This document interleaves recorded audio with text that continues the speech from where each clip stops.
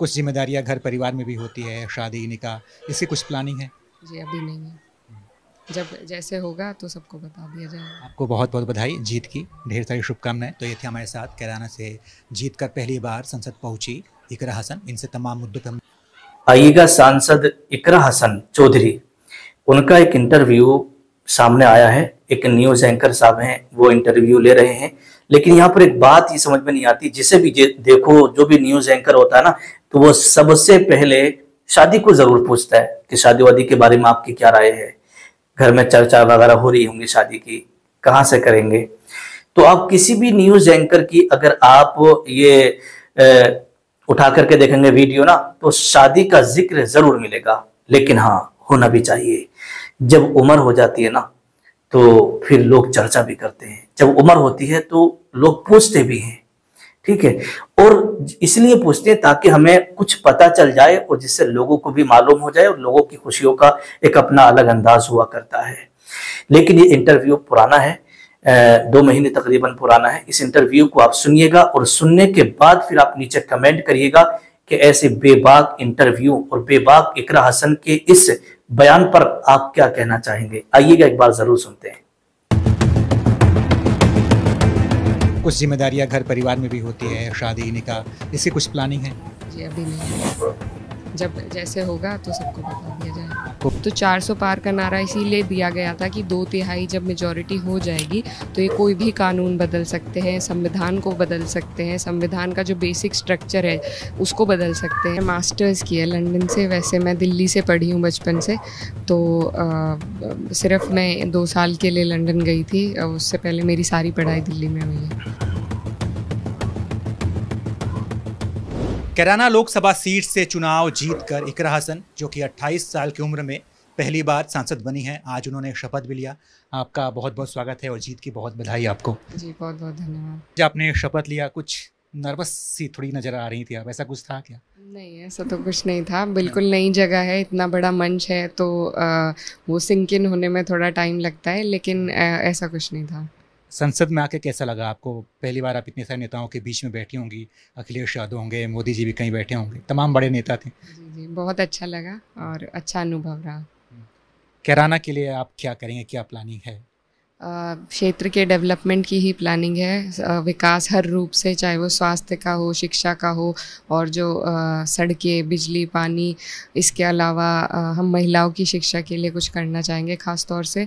और जो हमारे क्षेत्र में भाईचारा बना है, जिसका परिणाम हमें इस चुनाव में देखने को मिला, तो उसको कायम रखकर उसको मजबूती देना चाहेंगे। जब भी कोई नेता चुनाव जीतता है तो जीतने के बाद खूब धूम धड़ाका, पटाखे सटाखे और डीजे वीजे बजता है। आपने बड़ी सादगी से अपनी जीत मनाई, इसके पीछे क्या मैसेज था?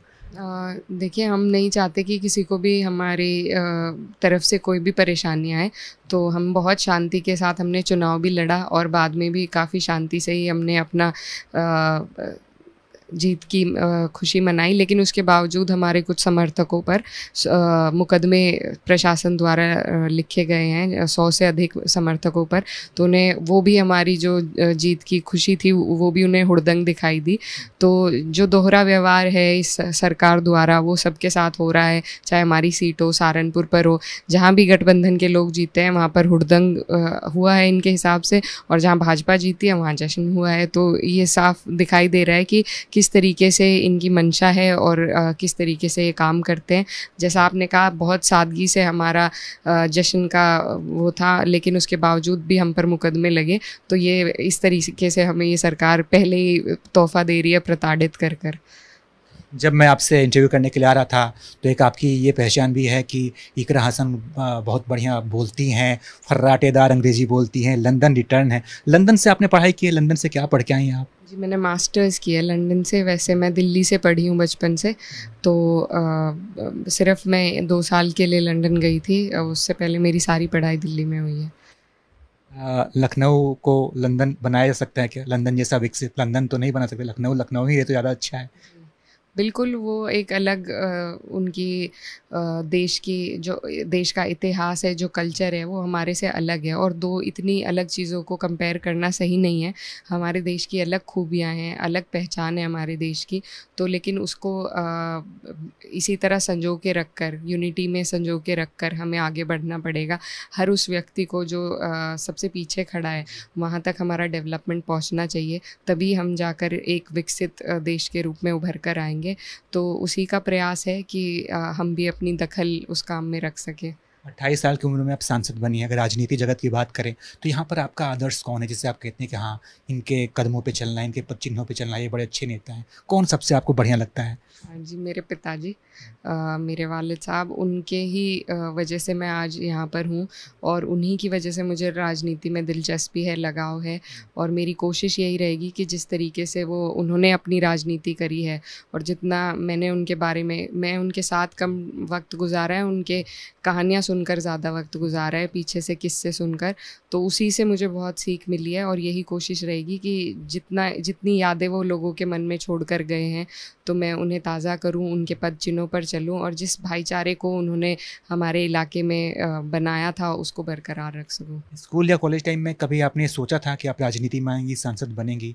कुछ इच्छा थी बनने की? जी नहीं, ऐसी कोई प्लानिंग नहीं थी, कोई इच्छा नहीं थी, लेकिन कुछ परिस्थितियाँ ऐसी बनी कि मुझे आना पड़ा राजनीति में और उसके बाद जब भाजपा से आमने-सामने का हमारा मामला हुआ और जिस तरीके से भाजपा ने हमें परेशान किया, तो तब ये मन में भावना आई कि अगर इनका सामना करना ही है तो क्यों ना खुल कर करें और उसमें हमें हमारे लोगों की वजह से, हमारी जनता की वजह से आशीर्वाद भी मिला है, तो ये खुशी है कि हम भाजपा को हरा पाए अपने क्षेत्र में। 28 साल की उम्र में आप सांसद बनी। मैं ये बार-बार ये बात इसलिए कर रहा हूँ क्योंकि इसकी चर्चा है कि बड़ी कम उम्र में सांसद बन गई और जनता के बीच, बेटियों के बीच एक मैसेज भी गया है कि इकरा हसन जब ऐसा कर सकती हैं तो हम क्यों नहीं।